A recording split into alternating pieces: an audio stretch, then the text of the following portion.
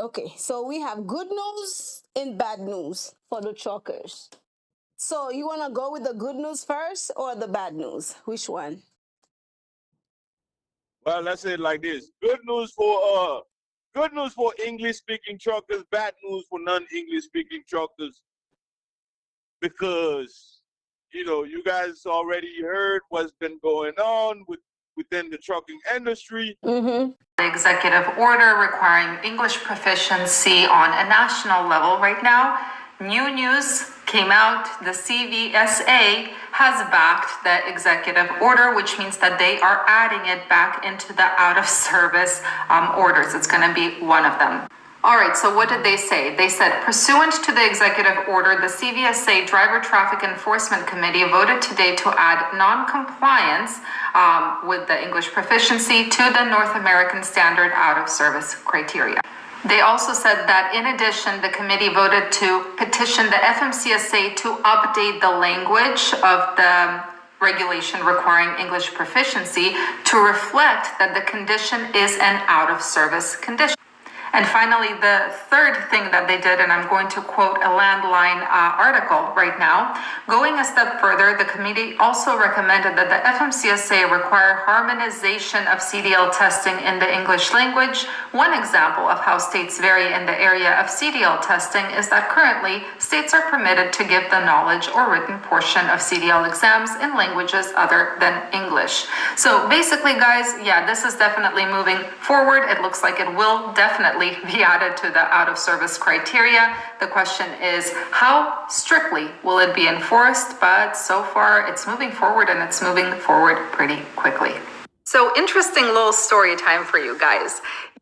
Load drivers or give rate confirmations to drivers who are non-English speaking, and the reasoning for this would be because they don't want to risk their product getting stuck on a truck that has the potential of getting an out-of-service order, and that made complete sense. Now, it always fascinated me, and it makes a complete logical sense, to be honest, but it fascinated me how people who live and breathe this industry, those who are actually on the road, that know the market, that keep up with the news, they can predict what is going to happen with greater accuracy than any analyst or economist or whatnot. The reason I'm saying this is because just yesterday I made that video and I got those 2 comments, and today when I was booking a load, the broker refused to send me a rate confirmation until he confirmed that my guy can speak proper English. This thing right here, I'm expecting it to have a major impact. Major impact. Well, it's going to be bad for the people that don't know how to speak English, because now, according to what we've heard, right? We've heard brokers are starting to ask people that are booking loads, yo, you got to confirm that you know how to speak English. So now they're not willing to just give out a load. They want to make sure you know how to speak English, because is that when let's say you go to a weigh station and you get stopped for a checkup. Mm-hmm. Okay, let's say they put you out of service and you got a load with you.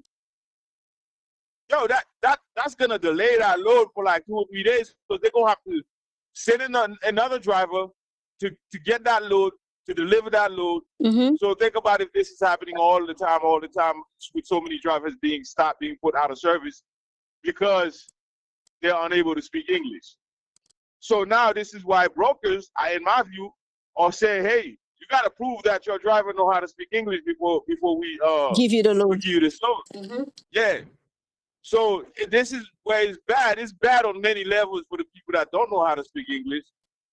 But at the end of the day, there's some people, they've been in this country for like 20 years, 30 years, and have not made any effort to learn how to speak the language. I mean, when you have illegal immigrants crossing the border by the thousands every day, or they got an endless supply of people that they would much rather hire. They got endless supply. So why would I care about paying higher rates? Why would I care about raising minimum wage? Why would I care? I got a lot of people that's gonna work. See, if you don't want to do the job, for $10 an hour. Okay, I hey, have somebody else. Yep. I got people that's gonna do it. Matter of fact, I'd rather hire them if they don't speak no English. As long as they can do the job, they don't need help. That's how these corporations, these companies, that's how they think. And that's not fair. I was going to make one prediction for 2025. It's that rates are going to go up. The supply and demand being in balance and contract rates and spot rates being roughly equal, coupled with the fact that there is, volatility in the supply chain based on much of the uncertainty, it is going to push rates higher. This is something they're not going to tell you. Is trucking way much harder in 2025 than ever has been?